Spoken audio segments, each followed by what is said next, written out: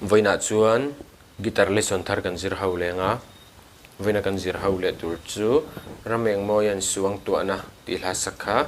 guitar perdan kan zir ho anga hela hi kepo fifth fret akaron wa dona chumi ma chuan standard per du tan F in kan langa chuan asanga B flat chuan anyama hian C chuan F7 hi kan hang tel bawk anga chuan A minor chuan F major 7 hi avaras tir vela hang kapinga chuan a ritlata hemi achang tira te khan mo aria hang kapinga chuan major 7 ri na ron ria tian ziak do nila tivel khan mo A minor apo hu ivaleng yang yang i thokin leng der derilla tikhana kal theini chuma chuan C kan lak chuan C kan la C major 7 kuzung chal da so ke yama G chuan minor E minor C7 no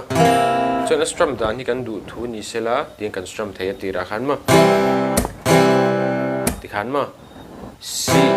down nga kan slap nga kan down nga kan slap lenga ti hia ziak do nila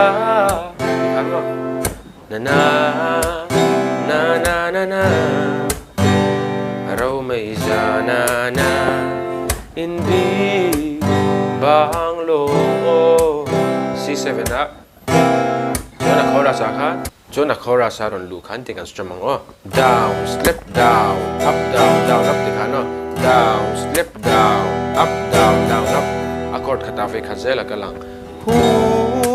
ivelenia slip down up down slip down up